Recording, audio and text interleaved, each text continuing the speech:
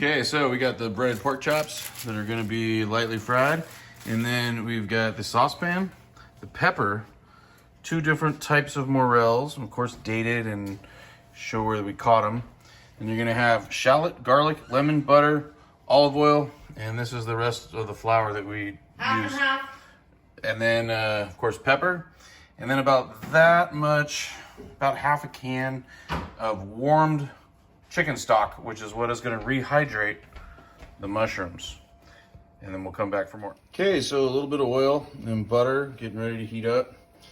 And then we've nuked the chicken broth for about 30 seconds and just till it's hot. And now we're going to let those go for about 5 minutes.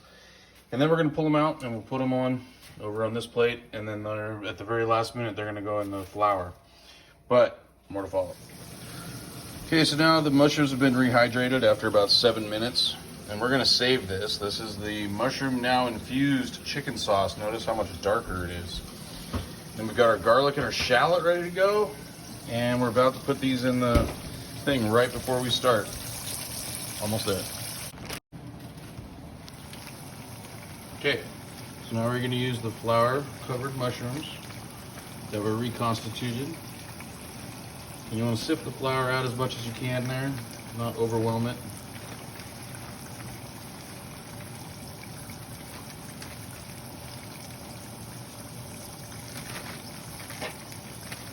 And then we're going to cook these until it's golden brown.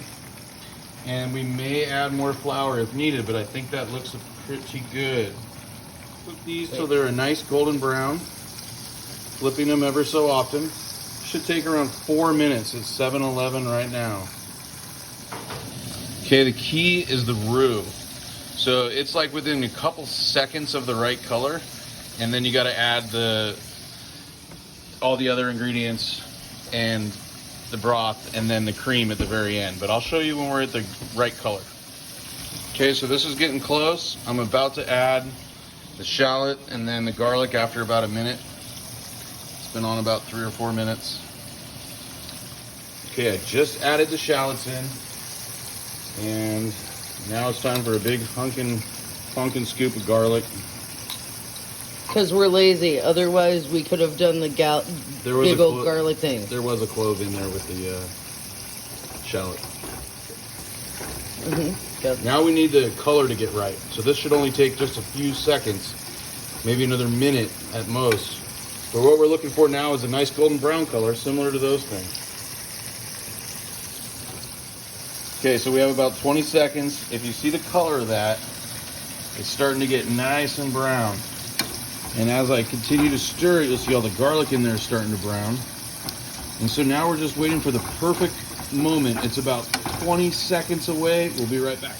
Okay, it was probably more like 30 seconds, maybe 40, but you can see the nice brown color of it.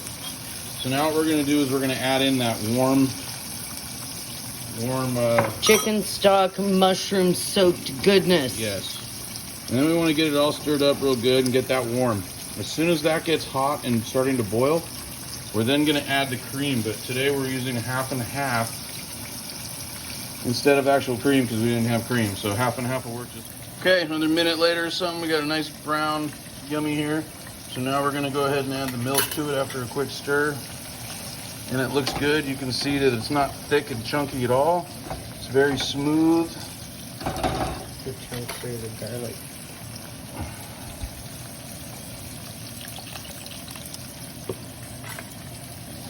And the key is to get it all good and stirred up right here at this step. You want to make sure the flours and the butters and the fats and everything just kind of work together. And now we're going to go ahead and kill the heat as well. The residual heat to keep it going. Now at this step, it's just stir here for the next minute or so until you're ready to serve. You want to have it ready to go right when all the rest is everything's ready. Potatoes are in the oven. There you go. And then right before you're ready to serve everything up, give it a nice little squirt of lemon. A little bit of lemon on the pork chops. And shazam! Mushroom gravy, baby.